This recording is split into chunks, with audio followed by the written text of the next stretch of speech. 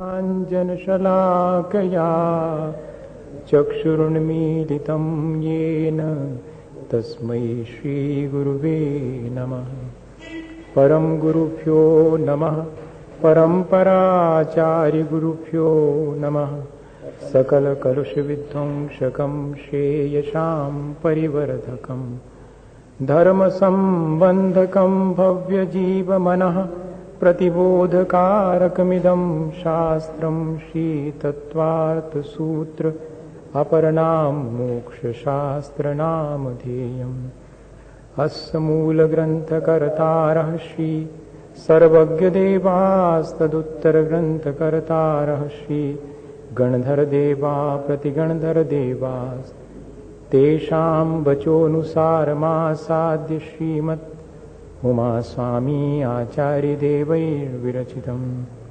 मङ्गलं भगवान् वीरो मङ्गलं गौतमो गणी मङ्गलं कुन्दकुन्दाद्यो जैनधर्मोऽस्तु मङ्गलम्।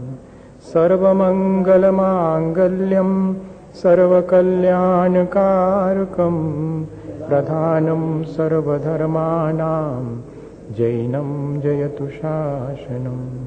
कोटिशतं द्वादशैव कोट्यो लक्षान्यशीतिष्ठधिकानि चैव पञ्चाशदष्टौ च सहस्रसङ्ख्या मेतश्रुतं पञ्चपदं नमामि। अरिहन्तभास्यर्थं गणहरदेवे गन्त्यं सम्मं प्रणमामि भक्तियुक्तो सुदनानमभो वयं सुरसा। इच्छाइवन्ते सुधभक्ति काउसुगो को तसालुचिम अंगो भंग पहिने पाहुने परियम्मि सुत परिमाणी उपभुगय चूलिया चेउ सुत थय थुइदम कहायम सहनिच कालम हमचे पूजे में बंदामि नमस्सामि। दुखो को कमको वैलाव सुगै उन्नम समाहि उन्नम जिनगुण संपत्ति को मच्चम। नमोस्तु प्राणिक श्री स्वाध्याय विलयम सकल कर्म शार्थम भाव पूजा वंदना सब समीतम श्री आचार्य भक्ति का सुगम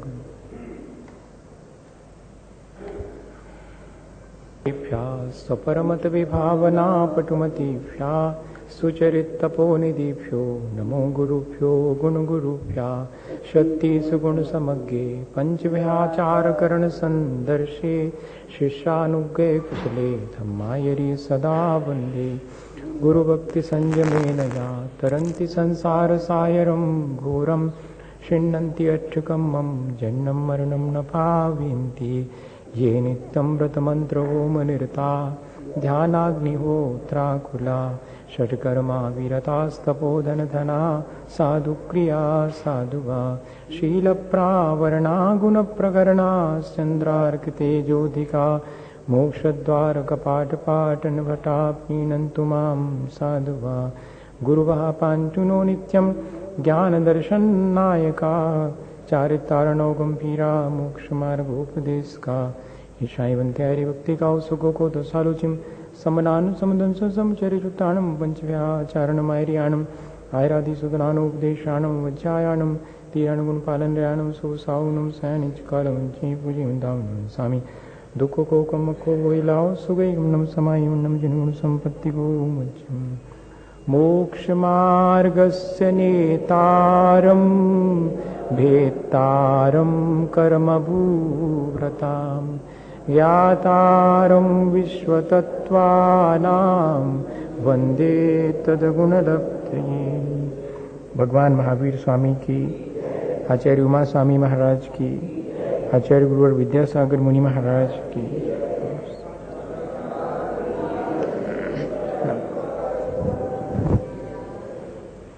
हमने पिछले दिनों में जीव तत्व के बारे में वर्णन जैसा आचार्य भगवंतों ने किया है उसे पढ़ा है, और अब अजीव तत्व के बारे में इस 5वें अध्याय में चर्चा करते हैं। ये एक तरह का फिजिक्स है जिसे वर्तमान में अपन भौतिक शास्त्र कहते हैं। भौतिकी विज्ञान का एक विषय है, उसके अपने कुछ सिद्धांत हैं।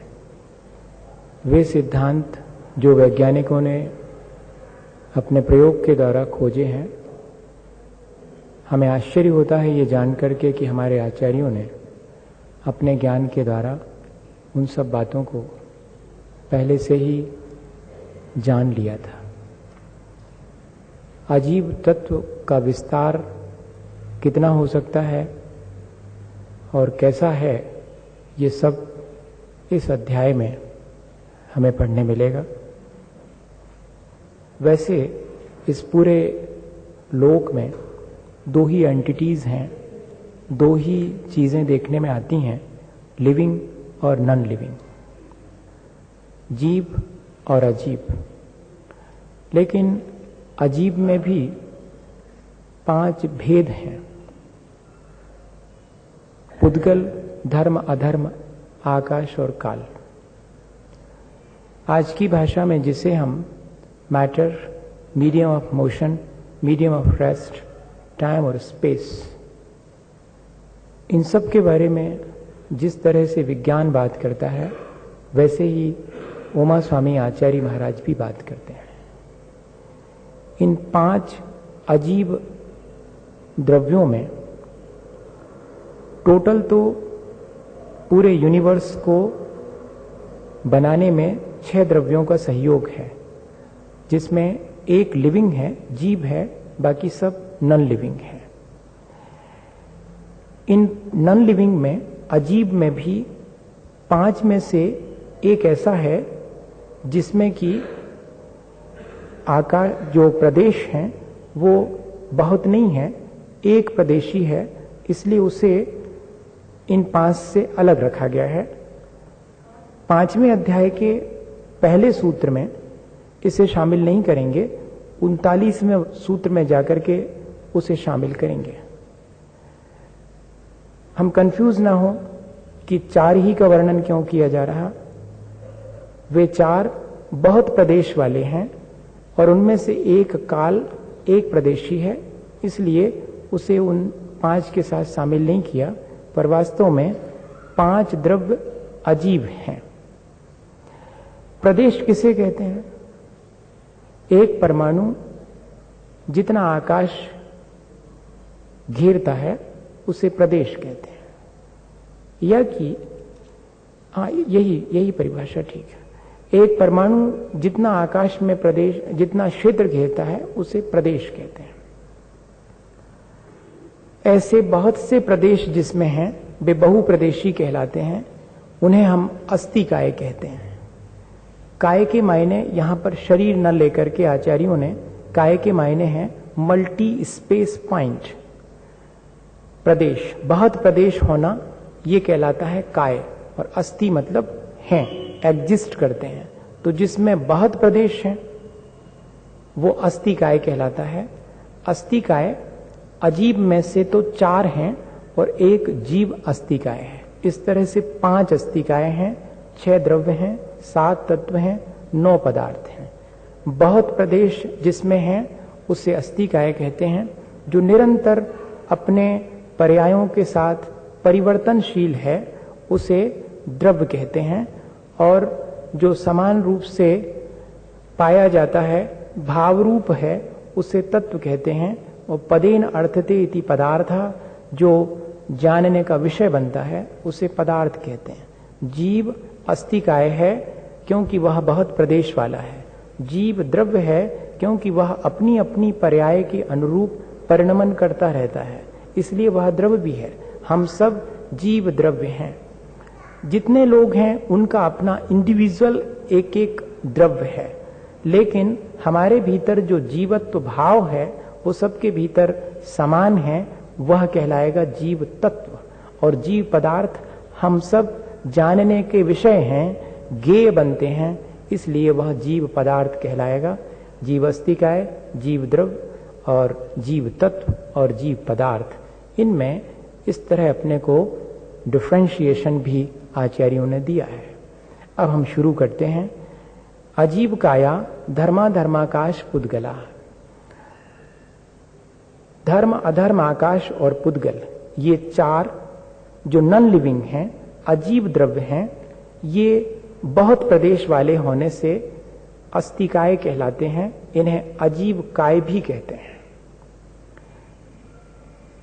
समझ में आ रहा है? ये अजीब हैं लेकिन बहुत प्रदेशी हैं, इसलिए इनको अजीब काय कहा गया। इन्हें ही हम अस्थि काय कहेंगे। लेकिन कोई कंफ्यूज ना करे कि 4 ही होते हैं, इसलिए यहीं पर डिफाइन कर दिया कि एक और है जो कि काल है, वह भी अजीब द्रव्य है, लेकिन वह अस्थि काय नहीं है। उसका वर्णन हम अलग से करेंगे। ये 4 अजीब ऐसे हैं जो बहुत प्रदेश वाले हैं, इसलिए इन्हें पहले सूत्र में रख दिया कि धर्म, अधर्म, आकाश और पुद्गल, ये 4 बहुत प्रदेश वाले अजीब हैं। कोई कंफ्यूज ना करे, इसलिए कह दिया अगले वाले सूत्र में कि द्रव्याणी, इन्हें ही हम द्रव्य भी कहते हैं। लेकिन कोई और कंफ्यूज ना करे कि क्या इतने ही द्रव्य हैं, तो तीसरे सूत्र में अलग से कह दिया जीवाश्चा, जीव भी एक द्रव्य है। इस तरह 6 द्रव्य हो गए। जीव, पुद्गल, धर्म, अधर्म, आकाश और काल। काल चूंकि अजीब काय नहीं है, इसलिए उसका वर्णन अलग करेंगे, पर वह भी द्रव्य है, उसे भी यहां पर शामिल कर लेना। ये इन 3 सूत्र के द्वारा पूरे यूनिवर्स में जो चीजें एग्जिस्ट करती हैं उन चीजों को डिफाइन कर दिया।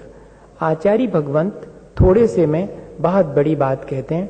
आप आश्चर्य करेंगे कि आज तक साइंस सिर्फ इतना ही कहता है कि जो चीजें एग्जिस्ट करती हैं वे जहां तक एग्जिस्ट करती हैं, जितनी भी एंटिटीज हैं जिनकी एग्जिस्टेंस है, वो जहां तक एग्जिस्ट करती हैं उसे हम कहेंगे यूनिवर्स, और उसके बाहर एंटी यूनिवर्स, उसके बाहर है अलोक। जहां जो चीजें एग्जिस्ट करती हैं वे सब नहीं पाई जाती, सिर्फ स्पेस है जहां, वो अलोक आकाश है, बाकी लोक आकाश। ये साइंस से जैन दर्शन की लोक की संरचना अत्यंत मिलती है। ये हमें गौरव होना चाहिए। फिर जीव के बारे में साइंस का अपना क्या सोच है और वो कहां तक जीव के बारे में जानकारी रखता है। वैसे जीव जो है वो नॉन फिजिकल चीज है, वो फिजिकल नहीं है कि हम उसे अपने 5 इंद्रिय और मन के द्वारा पकड़ सकें, वो हमारी अप्रोच के बाहर है। फिर भी एक इंडिकेशन जीव का कि उसमें रेस्पिरेशन होता है, रीजनरेशन होता है, रीवर्थ होता है, ऐसा डिफाइन करने की कोशिश की है।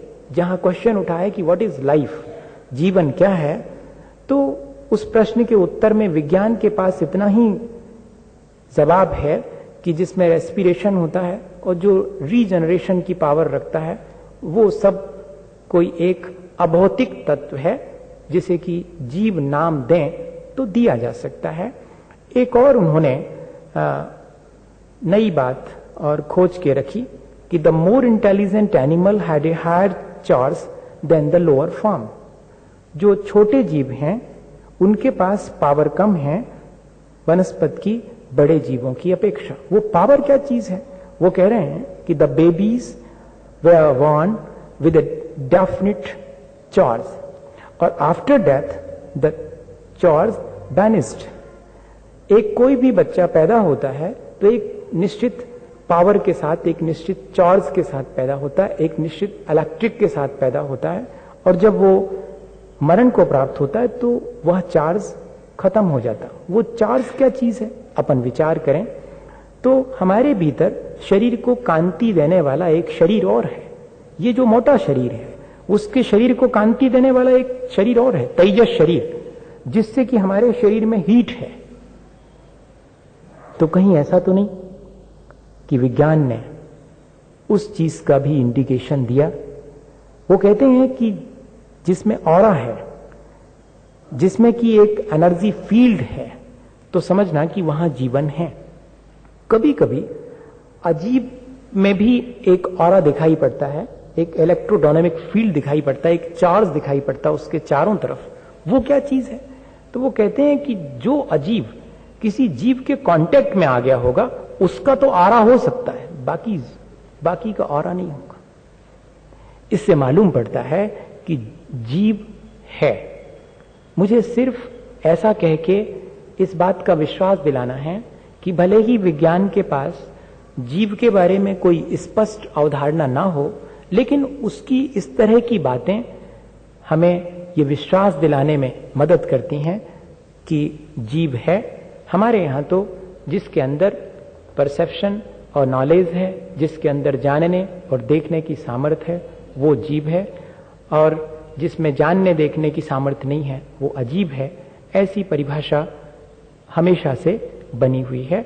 हमने थोड़ी सी चर्चा विज्ञान के हिसाब से करी। नित्यावस्थितान्य रूपाणी, ये जो द्रव्य हैं, 6 द्रव्य हैं, वे नित्य हैं। नित्य किसे कहते हैं ये आगे जाकर के सूत्र में स्वयं कहेंगे, लेकिन नित्य के मायने हैं शाश्वत। ये कभी नष्ट नहीं होते। ठीक इसी तरह जैसे energy can not be lost, can not be create, जैसे ऊर्जा न उत्पन्न होती है और न नष्ट होती है, ये फिजिक्स का नियम है। ठीक इसी तरह से द्रव्य भी उत्पन्न नहीं होते और नष्ट नहीं होते। इतना जरूर है कि the changeability with permanence is the nature of substance. परिवर्तनशील होना लेकिन बने रहना, ये द्रव्य का स्वभाव है। उसके अंदर चेंजेबिलिटी तो होती है लेकिन वो नष्ट नहीं होता। फॉर्म उसके चेंज होते हैं। लिक्विड फॉर्म में है पानी, हम गर्म कर दें गैसियस फॉर्म में चेंज हो जाएगा, हम ठंडा कर दें सॉलिड फॉर्म में चेंज हो जाएगा, लेकिन इसके बाद भी उसकी एग्जिस्टेंस हमेशा बनी रहेगी। यही उसकी नित्यता है। अवस्थित 6 हैं तो 5 नहीं होंगे और 7 नहीं होंगे, 6 हमेशा बने रहेंगे।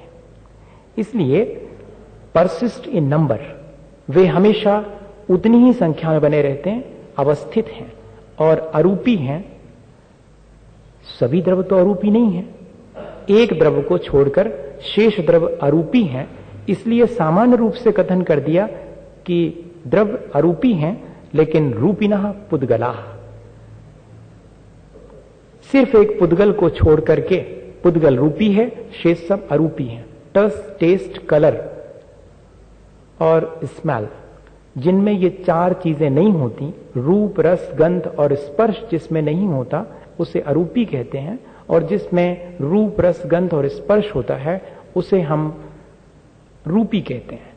विज्ञान अरूपी पदार्थों को नहीं जान सकता, वह सिर्फ रूपी पदार्थों को, फिजिकल जितनी भी चीजें हैं जो नॉन फिजिकल हैं उनको तो पकड़ ही नहीं सकता। तो अगर विज्ञान ने किसी चीज को पकड़ा है तो वो सिर्फ पुद्गल है। इसके अलावा उसके पास न जीव के बारे में कोई जानकारी है, न धर्म, अधर्म, आकाश और काल के बारे में कोई डेफिनेशन है। हम हमारे आचार्यों की कृपा से इस मामले में बहुत सी जानकारी रखते हैं। क्या इस बात का हमें गौरव नहीं होना चाहिए? होना चाहिए। आकाशादेक द्रव्याणि, आकाश तक के जितने द्रव्य अभी कहे गए हैं वे सब एक प्रदेशी, वे सब अखंड हैं। आकाशादेक द्रव्याणि, वे सब एक एक हैं। एक एक हैं मतलब क्या है? वे अनडिवाइजेबल होल हैं, उनको हम डिवाइड नहीं कर सकते, वे अपने आप में अखंड हैं। धर्म, अधर्म और आकाश, पहले वाले सूत्र में धर्म, अधर्म, आकाश और पुद्गल, इन 4 को अजीब माना है। काल की चर्चा नहीं की है अजीब होते हुए भी।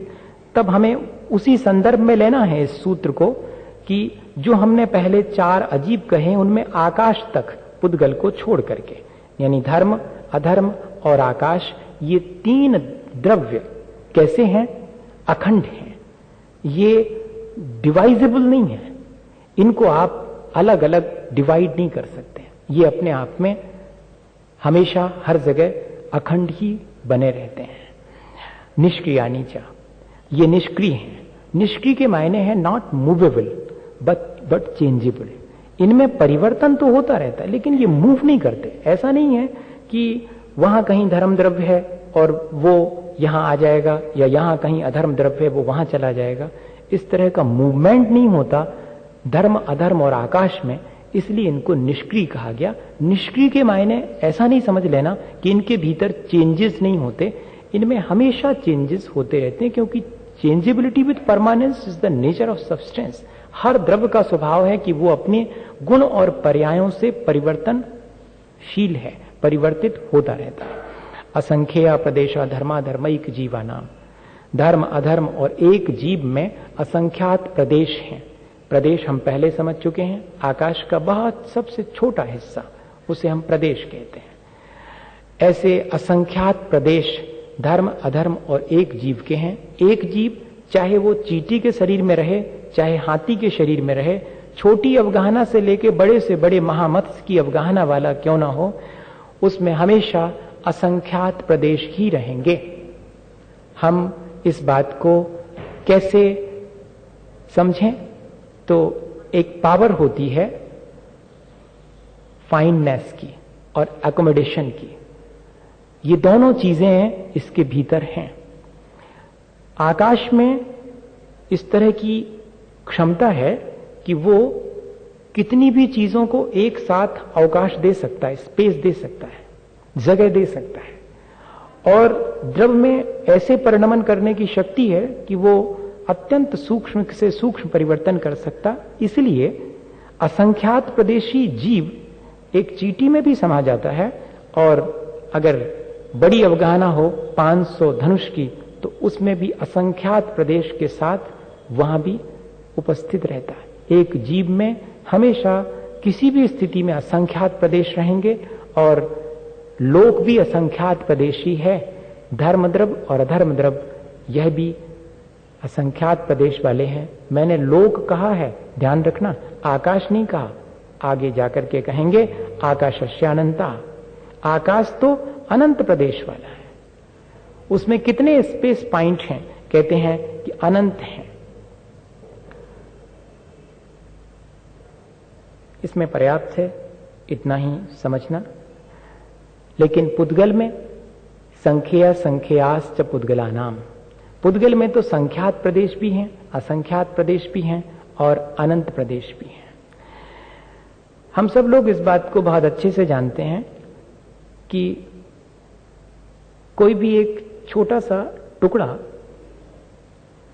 कोयले का जलाएं, उसका वॉल्यूम कितना सा है? इतना सा। लेकिन जब वो बर्न होता है तब उसमें से धुआं कितने वॉल्यूम वाला निकलता है? वह छोटा सा कितना बड़ा हो जाता है। इतना ही नहीं, इन्होंने तो एक बहुत बड़ी बात लिखी। The number of electron in the universe has been estimated by professor Einstein to be 129 followed by 77 ciphers. उसके आगे या कि 80 डिजिट, उसके आगे 129 के आगे 80 शून्य रखो, तब जितनी संख्या आएगी उतने इलेक्ट्रॉन्स हैं। इससे क्या मालूम पड़ता है? पुद्गल संख्यात प्रदेश वाला भी है, असंख्यात प्रदेश वाला भी है और अनंत प्रदेश वाला भी है। और वो सारे के सारे इस लोक में समाये हुए हैं। किस वजह से समाये हैं? क्योंकि आकाश की अवगाहन देने की सामर्थ्य और द्रव्य के सूक्ष्म परिणमन करने की अपनी सामर्थ्य, इन दो चीजों की वजह से ये बहुत आसानी से संभव हो जाता है। नाणु, अणु में प्रदेश नहीं होते, ऐसा नहीं कहना। अणु एक प्रदेशी है। बहुत प्रदेश नहीं हो सकते, यह तो ठीक है। नाणु अर्थात अणु में बहुत प्रदेश नहीं है, अणु एक प्रदेशी है, प्रदेश से रहित है, ऐसा नहीं। परमाणु कैसा है? एक प्रदेश वाला है। अभी चूंकि पहले कहा कि पुद्गल संख्यात, असंख्यात और अनंत प्रदेश के हैं, तो परमाणु भी तो पुद्गल है, तो क्या वह भी संख्यात, असंख्यात और अनंत प्रदेश वाला है? तो अलग से सूत्र लिखना पड़ा आचार्य भगवंतों को। परमाणु के बारे में कितना बहुत साइंटिफिक नॉलेज हमारे आचार्यों को था। उन्होंने कहा कि परमाणु एक प्रदेश वाला ही है, उसमें अधिक प्रदेश नहीं होते हैं। लोकाकाशे वगाह, सभी द्रव्य को अगर कोई जगह देने वाली चीज है तो वो लोकाकाश है। लोकाकाश में सभी द्रव्यों का अवगाह है। और हमने आपसे पहले ही कहा कि साइंस भी यही मानता है कि universe means everything that exist everywhere. जहां जितनी चीजें एग्जिस्ट करती हैं वो सब पाई जाएं, उसका नाम ही लोक है। और लोक इन 6 द्रव्यों को अपने भीतर समाये हुए है। धर्माधर्मयो कृष्णे, धर्म और अधर्म द्रव्य का अवगाहन समग्र लोक में है। जैसे कि तिल में तेल समाया हुआ रहता है, ठीक ऐसे ही। ऐसा नहीं समझना कि वहां जैसे घड़ा रखा है पूरे कमरे में, ऐसा कोई धर्म द्रव्य और अधर्म द्रव्य लोक में कहीं रहता होगा, नहीं। वो पूरे लोक में, तभी तो अपन कहीं भी मूव कर सकते हैं, कहीं भी ठहर सकते हैं।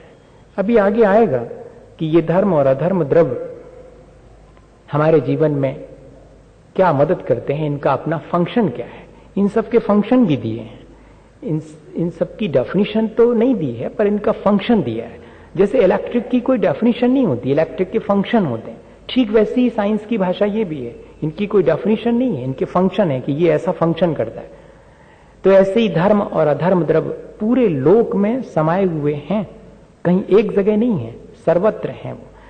साइंस ने ईथर की कल्पना की है और ग्रेविटेशनल फोर्स की कल्पना की है। ईथर के गुण धर्म धर्म द्रव्य से मिलते जुलते हैं, और जो ग्रेविटेशनल फोर्स है वह भी लगभग अधर्म द्रव्य के समान ही हम समझने के लिए समझ सकते हैं।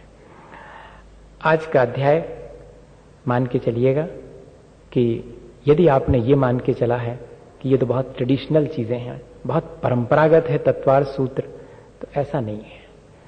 हमें लगेगा कि नहीं, हम लोग अप टू डेट हैं, ट्रेडिशनल नहीं है, हम लोग परंपरागत नहीं है। हम आज की मौजूदा स्थिति के बारे में भी जानते हैं, जो आज घटित हो रहा है उसके बारे में भी आचार्यों ने बहुत सूक्ष्मता से लिखा है, विचार किया है। ये चीजें कभी भी पुरानी नहीं होती हैं, ये चीजें हमेशा नई की नई बनी रहती हैं। बताइए, इन 6 द्रव्यों में से परिवर्तनशील 6 द्रव्यों में हमेशा परिवर्तन हो रहा, हमेशा भी अप टू डेट हैं। तो भले ही हम इसको परंपरागत अध्याय माने, लेकिन मुझे तो लगता है कि सबको पढ़ना चाहिए। आने वाली पीढ़ी तो इन चीजों को, असल में उसकी गलती नहीं है, हमारे अपने इंटरप्रिटेशन की गलती है। हमने कभी इन चीजों को इस तरह से समझने की कोशिश ही नहीं की। हमने तो कहा कि बस सूत्र जी पढ़ लो और उसका जितना जितना अर्थ लिखा है बस उसको पढ़ लो और आगे बढ़ो, एक उपवास का फल मिलेगा, हो गया खत्म। नहीं, इन चीजों के क्या अर्थ थे और आचार्य भगवंत क्या कहना चाह रहे थे, हमारा इंटरेस्ट कैसे उसमें क्रिएट हो, आने वाली पीढ़ी इस चीज को पढ़े। कोई नहीं पढ़ना चाहेगा, वो तो कहेंगे तत्वार्थ सूत्र की व्याख्या है, मतलब वही ट्रेडिशनल, वही परंपरागत है। इसको थोड़ा सा हट करके अगर अपन विचार करेंगे तो लगेगा कि हमारे अपने धर्म में सिर्फ कल्याण की बातें ही नहीं, बल्कि जो लोक में दिखाई देने वाली चीजें हैं उनके बारे में भी बहुत सूक्ष्मता से विचार किया गया है। एक प्रदेशादिषु भाज्य पुद्गला नाम, पुद्गल का जो अवगाह है वो लोकाकाश के एक प्रदेश से लेकर के और पूरे लोकाकाश में भी हो सकता है। परमाणु एक प्रदेश में रहता और महास्कंध वो सारे लोक को घेर करके रहता है।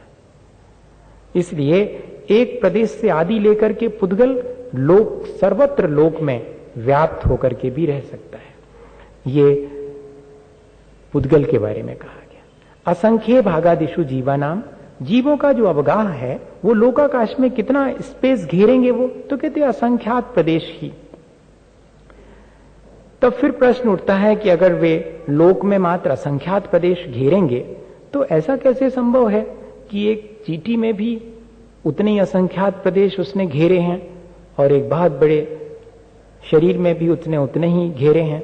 तो एक अगला सूत्र दे दिया कि प्रदेश संहार विसर्पाभ्याम प्रदीपवत, जैसे कि एक दीपक को कमरे में जला के रख दिया जाए तो उसका प्रकाश कमरे में फैल जाएगा, उसे किसी ग्लास से ढक्कन से ढक दिया जाए तो उसका प्रकाश उतने में ही सिमट करके रह जाएगा।